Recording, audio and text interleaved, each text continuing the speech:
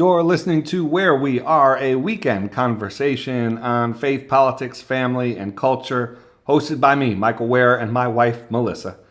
We bring our wide-ranging experiences in politics, ministry, and nonprofit life to bear as we discuss the issues of the day. On this week's episode, we'll talk about the crazy week in Congress that ended with some craziness in the executive branch. We'll break it all down here on Where We Are.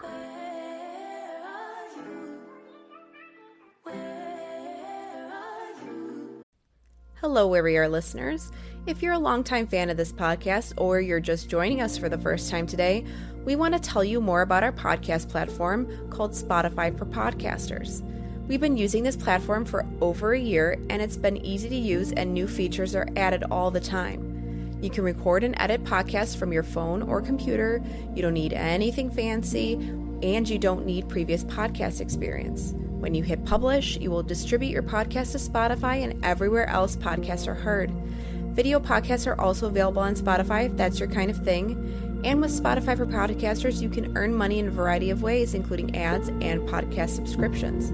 But here's the thing, you can earn money, but it's a free platform. There's no catch. If you're curious or want to see what it's all about, download the Spotify for Podcasters app or go to www.spotify.com/podcasters to get started. Huh. Watching Kyle's unboxing videos again? Yeah, he always finds the coolest... No way! A robot dog? Gotta ask where he got it. Or use your Samsung Galaxy S24 Ultra. Just draw a circle around the dog on your screen, and it shows you where to buy it right in the app. Whoa, I just learned a new trick. And that for once, I beat Kyle to the next big thing. Circle it, find it with the new Galaxy S24 Ultra and circle the search with Google. Get yours now at Samsung.com. Internet connection required. Results may vary based on visuals. This is Where We Are. We are the Wares. I'm Michael. I'm Melissa. And Melissa, glad to be with you. It has been a pretty insane week in Washington, D.C. Yeah, you've been coming home every night going, I can't believe our politics is like this. Like, whoa, a lot going on. We're going to try and break down quite a bit of it on the episode. I finished my week on the Hill, actually, speaking to over 100 Hill staffers at an event that the Center for Christianity and Public Life sponsored with our friends at Faith and Law. Was able to speak with Hill staffers about gentleness and anger in our politics, coming from the 5th chapter of the new book, of the Spirit of Our Politics. And so enjoyed that experience, so enjoyed the engagement from the Hill staff, and would ask folks to pray for our folks serving in Congress, not just the elected officials, but those who support them. They're doing really, really important work, and just met some really wonderful people. It did give me an occasion to return to the Rayburn House office building, where I interned like 18 years ago. When I was a college student, and that was a blast too. Yeah, you were delighted. It was. I hadn't been in those hallways. I'd returned there since because I've had meetings there, but it was fun given that I was going to be that I spoke there. Also had a book event, a book reception hosted by the Trinity Forum in D.C. and enjoyed that as well. This coming week on February 15th, I'll be in Richmond. So if you are in the Richmond area, go to ccpubliclife.org and you can find the details about this event. I'm super excited to be in Richmond this week. Also, just a reminder, the discussion guide for the Spirit of Our Politics that CCPL created is also available on the website. And so if you want a guide as you, your small group, book club, church are going through the Spirit of Our Politics, we've created a free guide for you for that purpose. But yeah, great week. We have quite a bit to discuss. on this week's episode, a longer episode than usual because, again, it's been a busy week in Washington, D.C. in particular. We'll talk about the special counsel's report on President Biden, his handling of classified information and all the fallout that came out from that. But first, let's talk about what unfolded in the United States Senate around this border security compromise bill that was connected to Israel. I won't go into the utmost granular level of detail, but it is important to sort of understand how all of this developed. Republicans were facing significant internal pressure around Ukraine funding. The last Ukraine aid went through. Some Republicans took hits for it. You had a Republican primary that was getting increasingly contentious around Ukraine funding. DeSantis was really starting to question how Congress was approaching funding Ukraine. Really, Nikki Haley was sort of the stalwart who was unabashedly saying U.S. should stand by Ukraine, get them what they need. To alleviate some of this internal pressure, what Republicans did was they said, look, we are not going to approve additional aid for Ukraine unless our border is taken care of. Now, like the policy justification for this is, from the Republican perspective, urgent crisis. If we're going to be sending out money even for a worthwhile cause, which some of them question, but a worthwhile cause like Ukraine, we can't keep kicking the ball forward and down the road on the border because there's a crisis on the border. So Senator McConnell appoints Senator James Lankford, conservative Republican from Oklahoma, to represent Republicans in seeking to negotiate a border security compromise approach with Senator Chris Murphy of Connecticut and Democrat, and independent Senator Kristen Sinema of Arizona. By the way, the only one of those three on a board that represents a border state. Now, I think at the outset of all of this, the idea was Republicans have really boxed in Democrats here, and especially President Biden. Biden needs to get Ukraine funding through.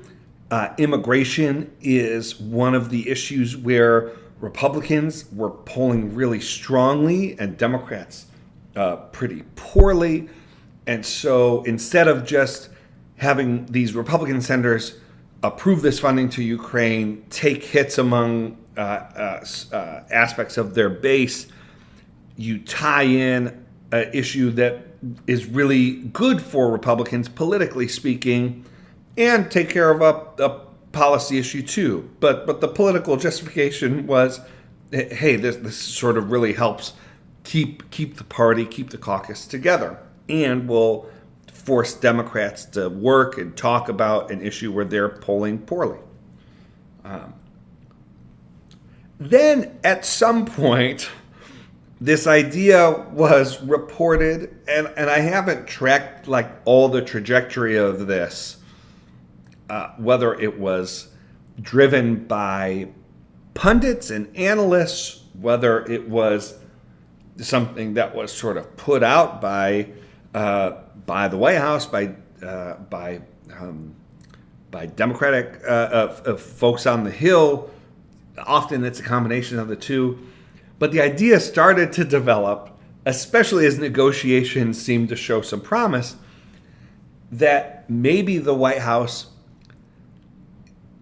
is welcoming including border security in these negotiations because they'll be able to sign a bipartisan bill that has Republicans on it addressing border security.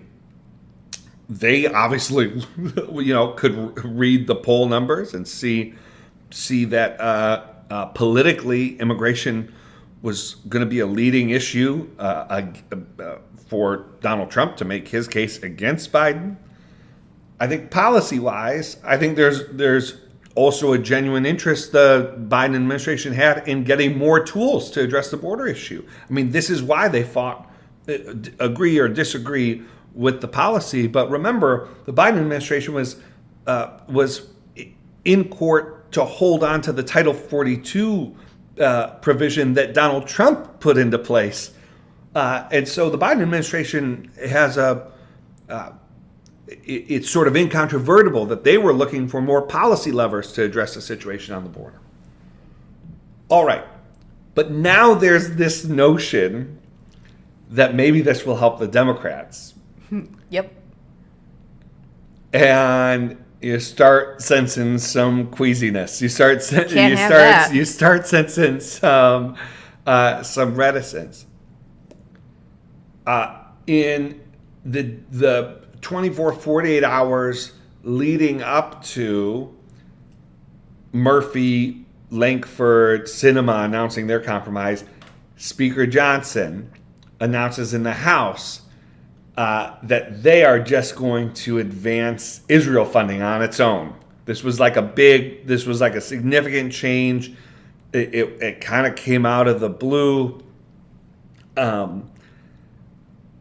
And frankly, I didn't read the tea leaves there. I didn't fully understand why the speaker was doing it. In hindsight, he was doing it to preempt this announcement of a compromise on border security. By the way, not to go into the full history here, but right, Congress has been talking about comprehensive immigration reform. This isn't really comprehensive, but they've been talking about major legislation around immigration for 2 decades.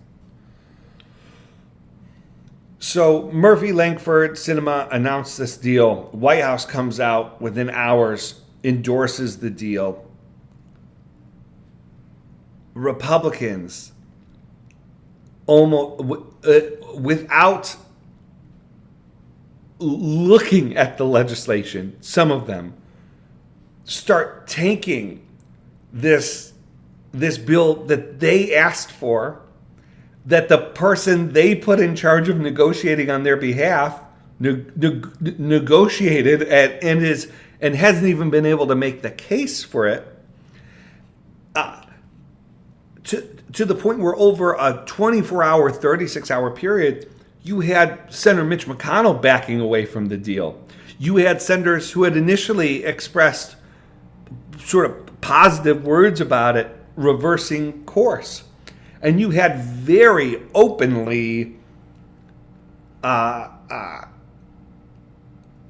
senators were very openly saying, the mood in the country isn't right.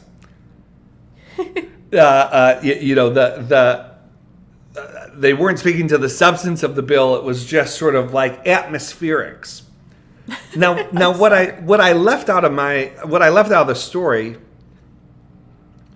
is that the days leading up to Speaker Johnson's announcement and to the announcement of this compromise, former President Trump, had been making phone calls, and it had been reported that President Trump did not want to see a border security bill move forward because of concerns politically that he had that if Congress moved on a border security bill to address the crisis that he's been talking about since he announced his first campaign for to be president, if a bill was passed to address border security that had bipartisan support, then it would help Biden politically and harm his ability to make the case that Biden doesn't care about the border and that we have an open border and all of this. We have a couple audio clips I want to play on this. The first, I want to play from Senator James Lankford. His floor speech leading up to a vote around consideration of the border security compromise. Madam President, I'm going to vote yes to be able to move on to this bill. So we need a change in the law. I understand we have differences, but we've got to sit down together, figure out how we're going to solve problems, because the American people sent us here to do that. This is the pen that I was handed at that desk when I was sworn in to the United States Senate.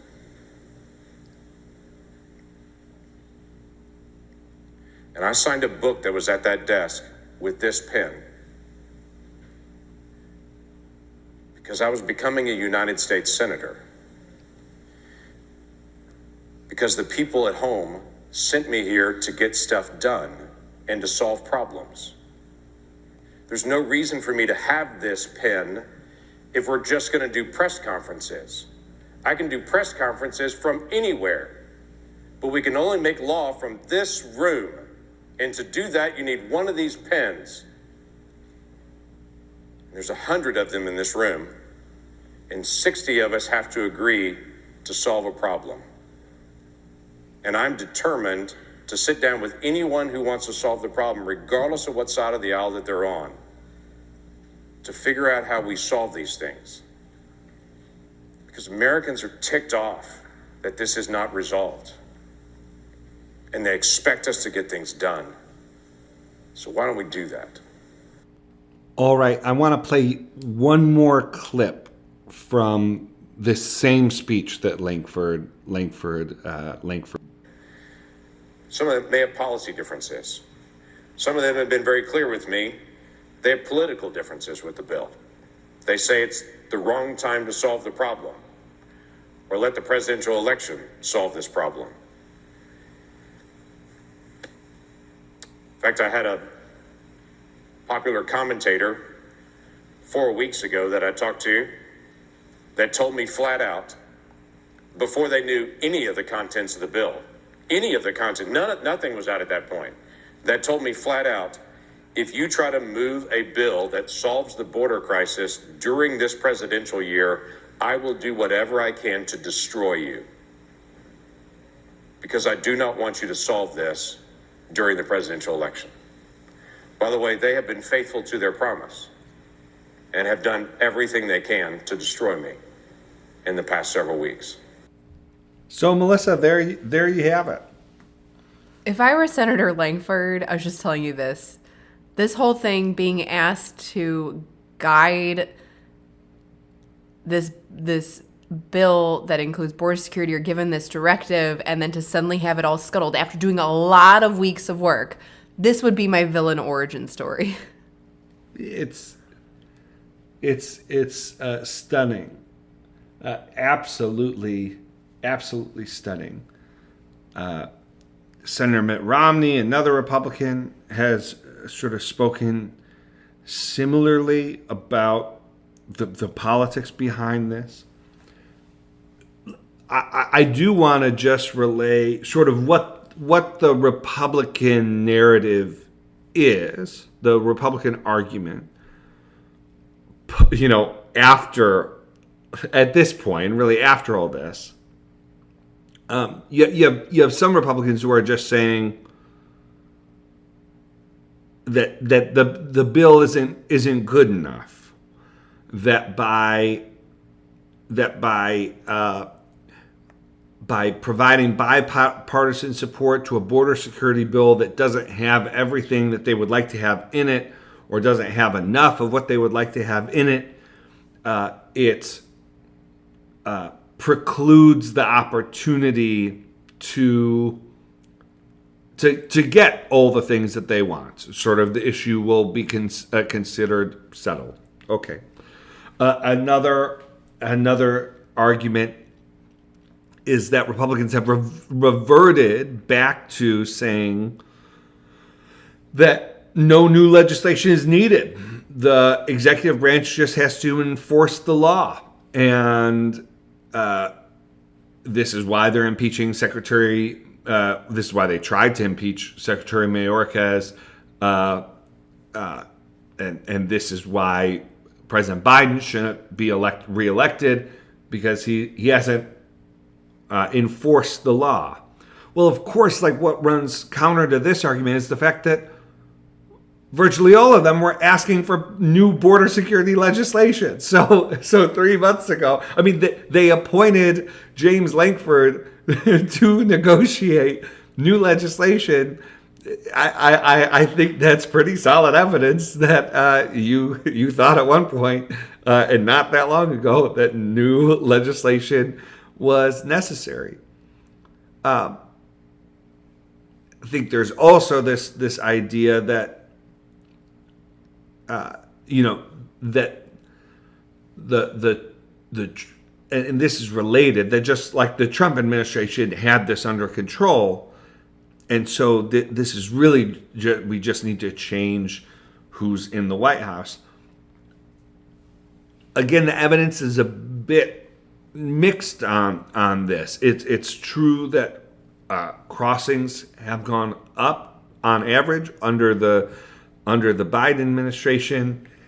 I think there's some evidence to suggest that COVID and all the related, like, international politics dynamics around that affected. But President Trump was declaring a crisis on the border like during his own presidency, and so I'm not sure that passes muster either. But we end up in this place where, after months of negotiation work, it doesn't look, to say the least, Melissa, like there is a path forward for border security, additional border security legislation. And also, of course, Ukraine and Israel aid is all tied up in this as well. And because of the indecisiveness, and that puts it charitably, from Republicans, tying it to border security, then demanding that border security be left out and that aid be voted on separately, we're kind of in a like before square one here. Now, to round out this conversation that we're having on this bill, we're going to hear another audio clip, at this time from U.S. Senator Chris Murphy from Connecticut, the Democratic senator who was a part of this, a part of these negotiations with Lankford and with Sinema.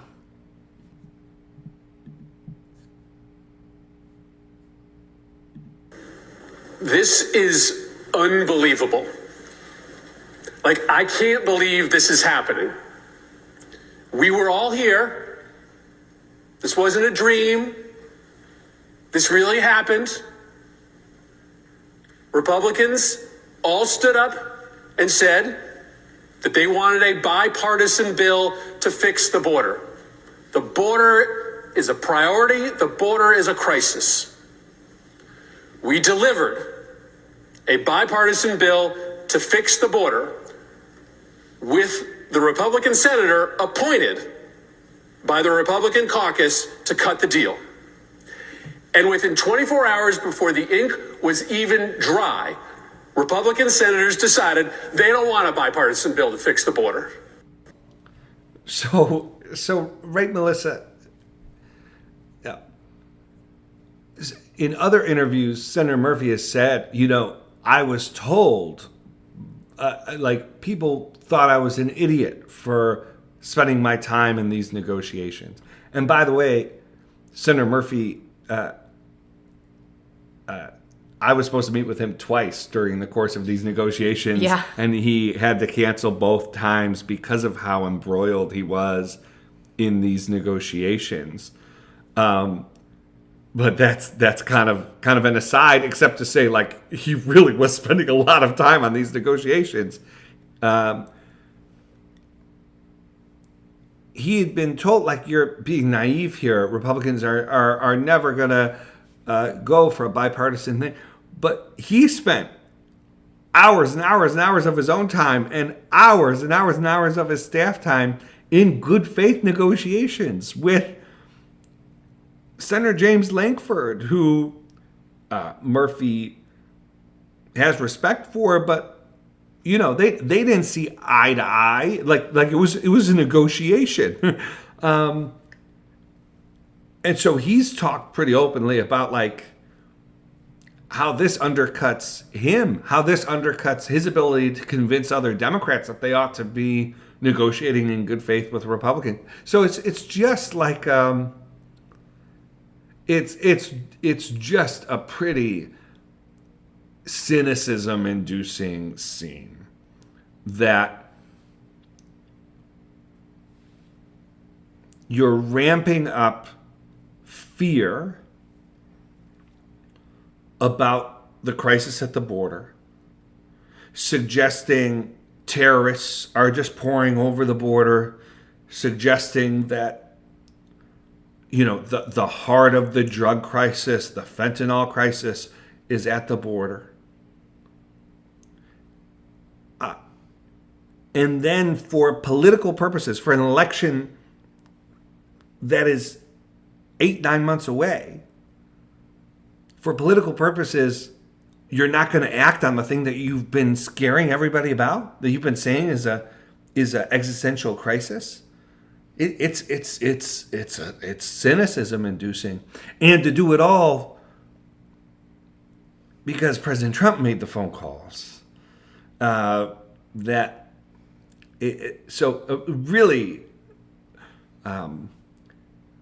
Really sad series of developments on the Hill regarding these negotiations. Yeah, I wish I knew what it would be like to not be you and I, to not be doing the jobs that we do, knowing what we know, paying attention to the granular details. Right. I wish I knew what this looks like. To someone who is hearing what they hear and reading what they happen to come across. Exactly, yeah. And how this whole situation is coming across, because I haven't. I mean, our politics is always extremely messy. There's a lot of reasons to be cynical about our politics, but just for procedurally to watch something in real time, right, be so almost technocratically cynical is so well put, Melissa. Is even more cynicism inducing. It's one of those things where you feel like you've seen the bottom of the barrel, but somehow you can dig all the way to the core of the earth. Right. Well, I mean, because it was a stretch in the first place to connect border security to Ukraine-Israel funding. Yes, especially because it was like, okay, Republicans have the majority in the Senate. If they want to do that, they have the prerogative. Schumer appointed Murphy to negotiate in good faith. So. But from the beginning, this whole thing was kind of like, okay, I'm not sure why we have to do these things together, but there are two parties in the country, and one of them wants to do it, and so we could either not do anything, or we could try and see if a compromise is possible. And the thing is, Melissa, a compromise was possible. James Lankford is not some squish. Sort of, it's not like they were negotiating with the most liberal. Again, this is the person that the Republican caucus said, "This is our guy. This is our guy," mm-hmm. And they just threw him under the bus. Like I said, that would be my villain origin story, to be quite frank. Yeah, it's hard to wrap this one up in a bow and say, everything's. On this show we try not to be so cynical in our coverage of politics, but this is a particular one that we felt was it's just if you're looking to be cynical about our politics, this would be a pretty good place to start. We'll put this one in the textbook. Yeah, I do just one last thing before we move on, which is I do want to say both on immigration itself. Like, what we're not saying is Republicans are the first and only to ever have played politics with an issue before, including immigration. There are long-standing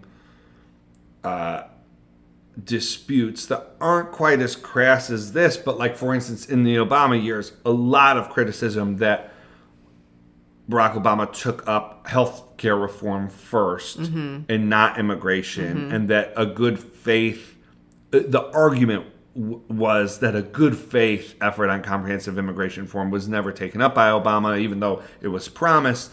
There have been a range of sort of like flashpoints in which there have been a range of sort of accusations that on immigration itself, that both parties have played politics on this, that that Democrats have benefited politically from keeping this issue live at various points. I don't think that that's the case anymore, but the politics on immigration hasn't always been like this. And then I'd say, Melissa, on other issues, including some issues that aren't public yet, I don't feel that I promise we will discuss this on the podcast when it's appropriate and when it's public. But like, I've been spending a lot of my time over the last couple of weeks helping some folks think through a policy matter where Democrats should be on board, but aren't for pretty plainly, explicitly political reasons. So what we're not saying in this segment is this is the first time anything like this has ever happened. What we are saying is that this is a pretty extraordinary, this was a months-long policy process in which the fate of Ukraine was connected to as Senator Murphy said, the border is a priority. We need to get something done. And then negotiations are made to get something done. And then the tune changes. This has been, it's not the only instance of something like this to happen in its category, but among the category, this is a pretty extraordinary instance of playing politics with an issue that doesn't seem to match with the kind of rhetoric you're going to be using in the presidential campaign about how the crisis needs to be addressed and what you said you wanted and all that kind of thing. So let's wrap that up. We'll wrap that up, yeah. And we'll take a little break, and then when we come back, we will discuss the other news.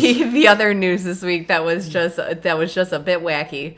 All right, we'll be back after this quick break. This is where we are. This episode is brought to you by Shopify. Whether you're selling a little or a lot, Shopify helps you do your thing, however you cha-ching. From the launch your online shop stage, all the way to the we just hit 1 million orders stage. No matter what stage you're in, Shopify's there to help you grow. Sign up for a $1 per month trial period at shopify.com/special offer, all lowercase. That's shopify.com/special offer. Have you heard about T-Mobile Home Internet Lite? Yes, Internet Lite. Someone actually thought making light internet was a good idea. What does Internet Lite mean? It means it's internet, but not full-on internet. It means when you hit your allotted data, you get throttled to dial up like speeds from the 90s. And that means you can be downloading a video game and boom, you get throttled. Nobody wants that. You want strong, fast, reliable internet. You want Xfinity. Learn more at xfinity.com/TMOFAX. You're listening to Where We Are. We're back from the break. And Melissa, let's talk about the news that came at the end of the week. Politically charged news, sort of legally charged news. Probably the least of it, though not irrelevant, is it did move the conversation off of a really bad start of the week for Republicans in Congress. Between this Senate debacle, Speaker Johnson lost 2 votes, including, which rarely happens in the House. One of the sort of cardinal unspoken rules of running the House is that you don't bring a vote to the floor if you don't know how it's going to go. And he did that twice in like 12 hours or 4 hours between the impeachment of Secretary Mayorkas and then this is his attempt to get Israel funding through the House. So that was the first half of the week. Then we got to the special counsel. I think I referred to him as a special prosecutor, but special counsel. Yep, Special Counsel Hur. Appointed by Merrick Garland, Robert Hur, was tasked with investigating President Biden's handling of classified documents. Now, right, so this is an investigation into a president, so it's significant just for that reason. It's significant because there's this other former president who's been investigated and is in the legal process currently regarding his handling of documents. And then, of course, we have a presidential election, which includes two candidates who have been investigated for their handling of documents, and we'll get into there are distinctions between the two. But so that's sort of the setup here. This the special counsel's report was released at the end of the week. I believe Thursday evening. Late in the day. Yeah.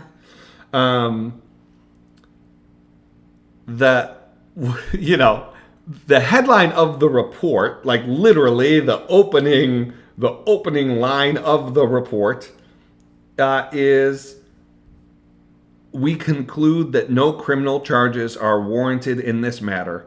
We would reach the same conclusion even if Department of Justice policy did not foreclose criminal charges against a sitting president." And so that's, from the legal perspective, that's the headline. No charges will be brought against President Biden or anyone associated with them. As the special counsel goes into, others were, like, they looked into whether people around President Biden mishandled documents in a way that should be prosecuted, but no charges are being brought related to this case. Very few people are talking about that aspect of this report. Very few. And the reason for that is that in the special counsel's consideration of whether there's evidence that could justify charging the President Biden, one of the considerations, and I'll just read directly from the executive summary of the report. "We have also considered that at trial, Mr. Biden would likely present himself to the jury, as he did during our interview of him, as a sympathetic, well-meaning, elderly man with a poor memory. Based on our direct interactions with and observations of him, he is someone for whom many jurors will want to identify reasonable doubt. It would be difficult to convince a jury that they should convict him, by then a former president well into his 80s, of a serious felony that requires a mental state of willfulness." The phrase "a sympathetic, well-meaning, elderly man with a poor memory" has been now published and spoken countless times. It comes on the heels of a couple of weeks in which President Biden has seemingly misremembered or at least sort of misspoken about conversations he had with world leaders, including saying that he had a conversation with Mitterrand of France, like years after he died, and seemingly confusing Helmut Kohl with the current chancellor. I think that was the misstatement. And then this happens, which it comes from an official source, an investigative source, and it has it's taken over the last 48, 72 hours of discourse. Melissa, I want to cover a few things here. One, this is undeniably bad for Biden politically. I'm not sure that this sort of flashpoint around his age wouldn't have come up without this, but this is certainly a pretty provocative intervention in the campaign. His age was on voters' mind before this, but this sort of very much brings it, has brought it to the very fore of this presidential campaign. It's a profound political problem for the Biden campaign. What I do want to say is, for those who haven't read the report, there has been a lot of mischaracterizations of the special counsel's report. We won't go into all of it now, but this idea that President Biden wasn't charged because because the special counsel determined his memory to be so poor is just categorically false. For one, the mention of his memory comes amidst a number of reasons why charges would not be brought. This is the last one. The special counsel also notes, for starters, regarding what he said, the instance that could make the best case for charging, which are these classified notes and papers that President Biden had regarding Afghanistan deliberations, by which just so folks have a context for what this is, the primary document that's discussed in this section is a memo Biden himself wrote to President Obama. So that's worthwhile. These relate largely to papers and documents that Biden himself created, not the creation of material and information collected elsewhere. These are again referring to the Afghanistan section, which the special counsel again said, if we were going to press charges, this gives us the highest possibility of pressing charges. Those are the kinds of documents we're talking about, like President Biden's own memos, his own notes. The special counsel also notes he couldn't prove where the documents were. There's a suggestion that these papers could have been in Biden's Virginia home.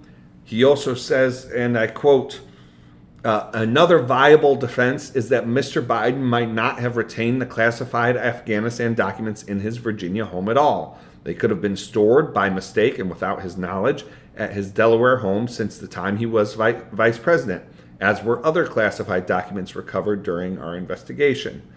This would rebut charges that he willfully retained the documents in Virginia. Well, we could walk through sort of this report. I do think it's important. The law here requires the willful retainment of documents, and there's serious question the special counsel raises about whether there's evidence of willful retainment. The other piece of this, or one of the other pieces, is for presidents and vice presidents, there is robust historical precedent for presidents and vice presidents maintaining their papers, even including confidential, top secret information. The most infamous example of which would be Reagan. The Department of Justice issued specifically referred to these kinds of records as personal records of the president, and so so that's part of the special counsel's report. I think Biden. Well, let me say one more thing, which is the special counsel helpfully gets into. He says, and I'll just read from the report here. With one exception, there is no record of the Department of Justice prosecuting a former president or a vice president for mishandling classified documents from his own administration. The exception is former President Trump. He goes on to explain, he in the executive summary, he goes into this more later in the report, but in the executive summary, pretty briefly addresses why the case involving President Trump, former President Trump, is categorically different from the case involving President Biden. Namely, that President Trump, after being given, and I'll read from the report here, after being given multiple chances to return classified documents and avoid prosecution, Mr. Trump allegedly did the opposite. According to the indictment, he not only refused to return the documents for many months, but he also obstructed justice by enlisting others to destroy evidence and then to lie about it. In contrast, Mr. Biden turned in classified documents to the National Archives, and the Department of Justice consented to the search of multiple locations, including his homes, sat for a voluntary interview, and in other ways cooperated with the investigation. So the legal headline here, which I just thought, Melissa, is interestingly supported by what Democrats are taking as a political attack regarding comments about Biden's age. And interestingly, I think this really needless comment about Biden's long time view of himself as a man of history, I don't quite get how that was justified in a report of this nature. Interestingly,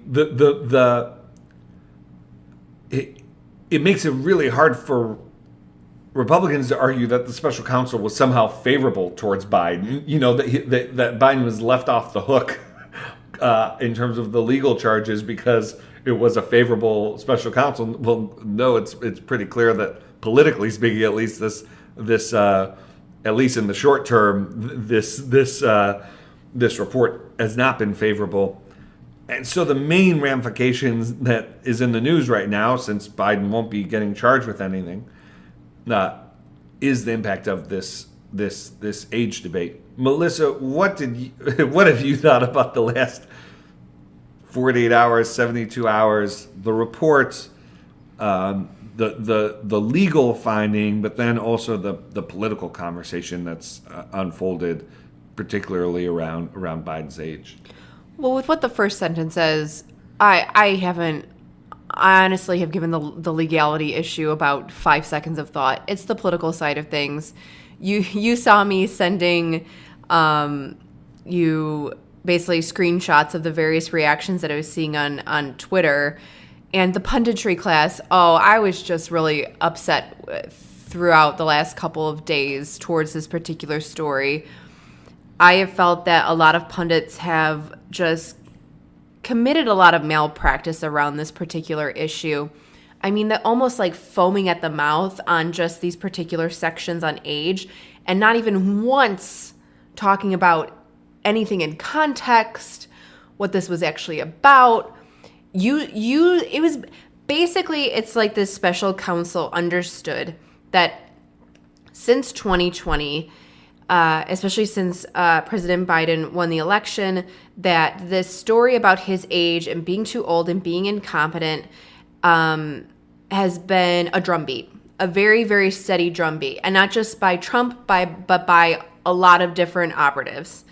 And so this special counsel knew that pretty much the response to seeing any kind of sentences that were written like this, of calling him like an elderly man, would be like Pavlov's dog.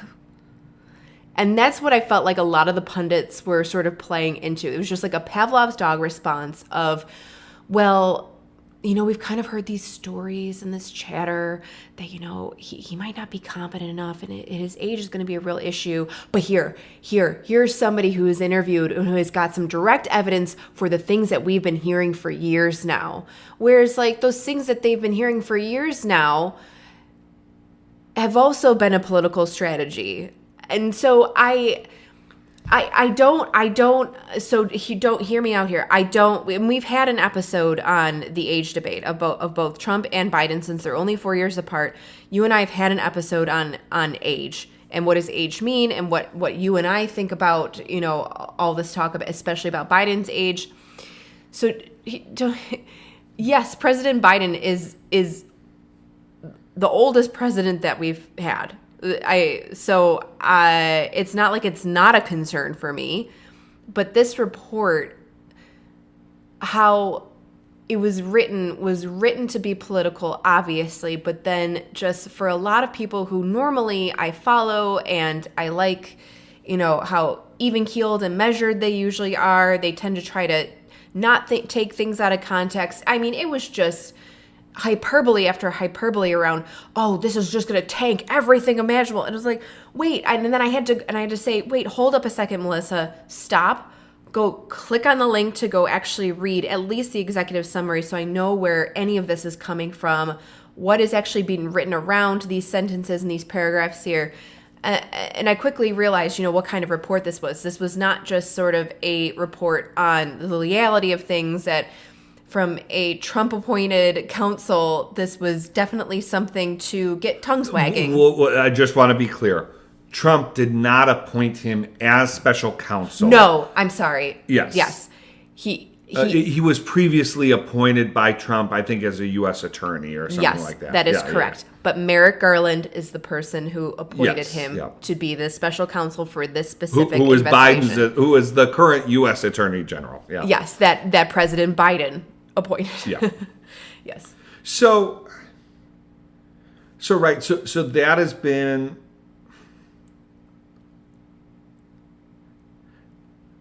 look, Democrats have a ton of drama related to Jim Comey coming out during the 2016 election, speaking in a way that a lot of people feel irresponsibly influenced the election. And I think that very much informs some of the response here. I do think I think the evidence on the Democratic arguments, the argument that's being made by Democrats, by a lot of Democrats, that this was a sort of political report. I think the evidence in favor of that is that he was, as you said, appointed by Trump. This is a guy who knows his way around. Robert Hur, the special counsel, is someone who knows his way around D.C.,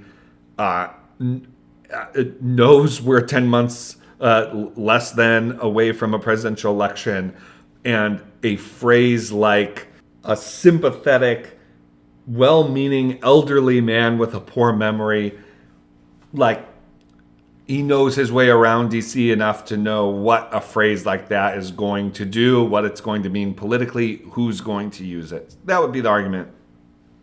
That would be the argument in favor. And just to add to that, right? And we're going to play a clip from Vice President Harris that kind of speaks to this, and Biden himself, who notably, we haven't said this yet, within hours of this report coming out, President Biden held a press conference where he was very upset.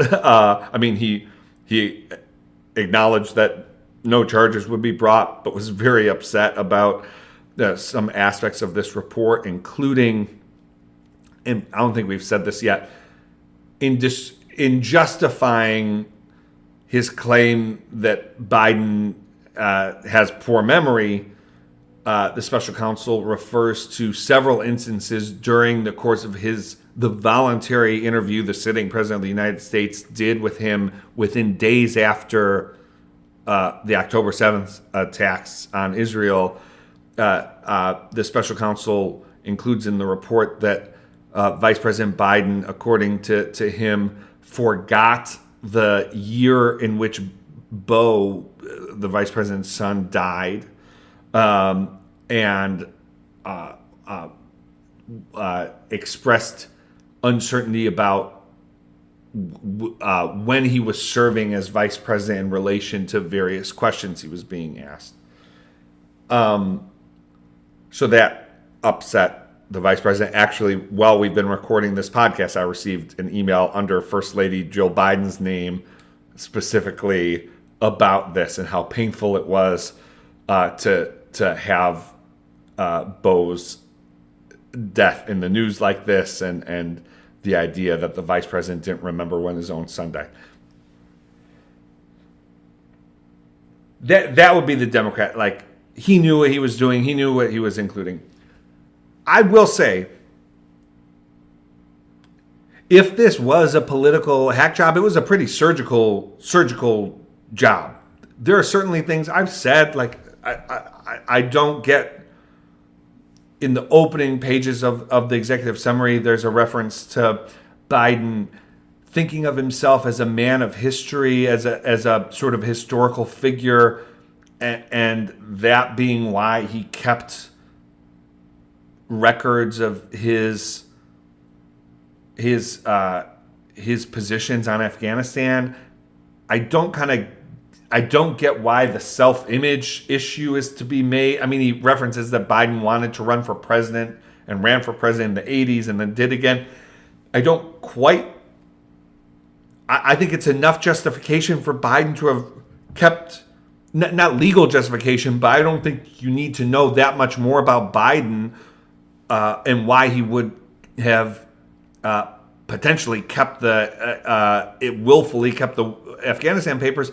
Then he wanted a record of the memo he wrote to President Obama on a military decision he significantly disagreed with. Like, I don't think you need to go back to his childhood aspirations of being a politician. So if there's a case that can be made that this was a political sort of hatchet job. I will say I do tend to err on the side of, like, the law specifically refers to the willfulness of, willfulness has to be a part of the chargeable crime. And to me, I think that justifies an assessment of the person's memory. I do think it's a rational thing to say the whole report is about whether there's evidence that could justify charging someone. I do think it's a rational thing to consider the state of someone's memory if they're going to be charged with willfully doing something. I think that's fair. The broader point I just want to make here is it really doesn't matter at this point whether it was politically motivated or not. It's happened. I don't think that there's any question that the special counsel. I've read various prosecutors saying that they wouldn't have included something like that in their report, but like this is out there, and there's a presidential election this year. The Biden campaign has to address concerns about his age. The special counsel did not invent these concerns. This provides an opportunity, if the Biden campaign can meet the test, if President Biden can meet the test, to put these concerns to bed. The press conference was one example of his trying to do that. Senator Mitt Romney said that he thought the president did a good job in the press conference. There was an incident of near the end of the press conference, President Biden referred to Sisi of Egypt, but said that he was the president of Mexico, which of course provided more fodder. Mitt Romney, I think, rightfully said, we do that all the time. Do you know how many world leaders, they're going to have and they're going to need other opportunities to convince the American public that he is fit to serve another term. And so, whatever. If through the Sunday shows, this weekend, if we need to have a few more days of conversation about whether the special counsel should have, used as many adjectives as he did, fine. The Biden campaign has to figure out what they're gonna do here. I think it's Biden has given like a quarter of the interviews that many of his predecessors have given. I think that it's very clear that it's become clear to me that he has a press staff that will, I think, overly protect him from in a way that undermines his authority from questions. And so, look, the age was going to be at the center of this thing. This gives you an opportunity to meet the bar, and that's what they have to do. Otherwise, this issue is behind them. Charges are not being brought. A special counsel appointed by Trump, special counsel who was previously appointed by Trump to an earlier position, wrote in the executive summary of his report very clearly about why he wasn't going to charge Biden, but why the charges against Trump were justified. Like that is the idea that we're holding up this independent voice of authority as speaking independently into Biden's memory, the state of Biden's memory, but not holding up the fact that this guy who President Trump selected for an earlier position is now saying, the Biden case is totally different from this. I haven't seen that. President Trump over the last few days has been going on and on about how, well, if they're not going to charge Biden, how do they justify charging me? And it's like, read your own former appointee's report to see why they're charging you. So yeah, Melissa, I think the report is good in the sense that it clears Biden of charges. I agree with others who have said, like, the report does have some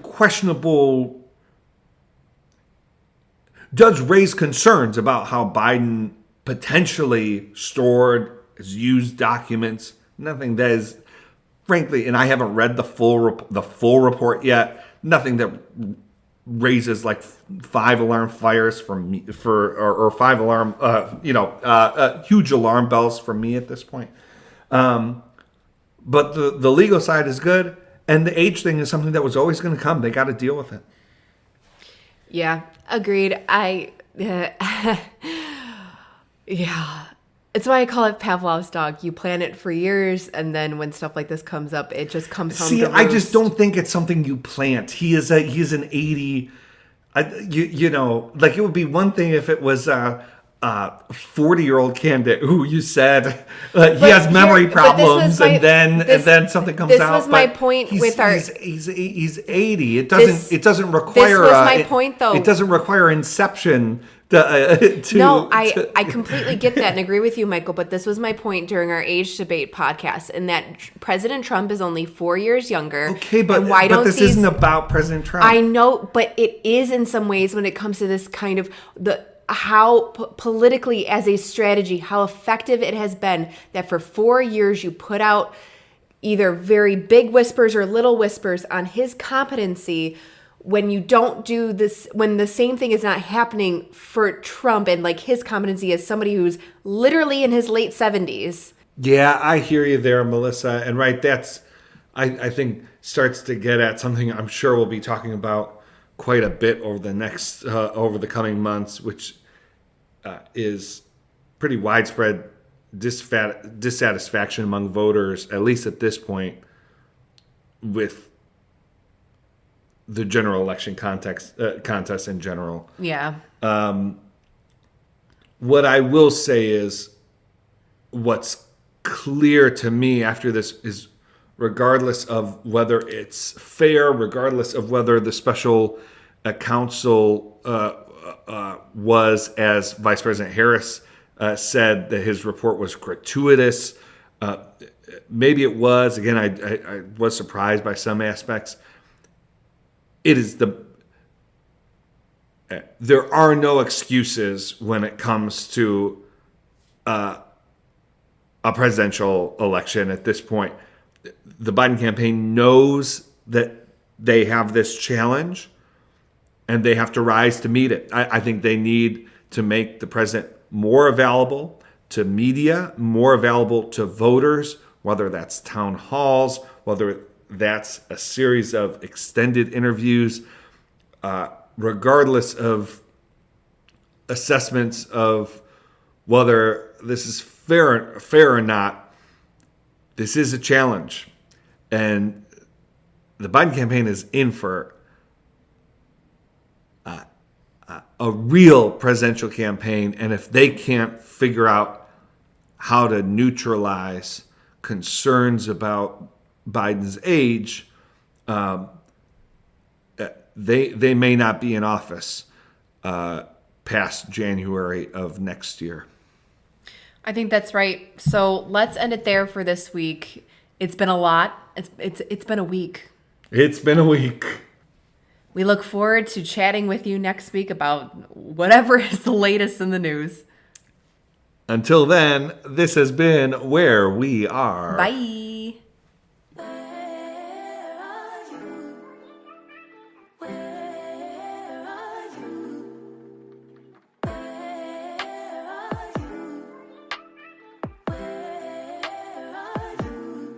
It's the end of the weekend, but I still wanna turn up. Yeah, I still wanna turn up. All I want is to go again, but you ain't picking your phone up. Why you messing my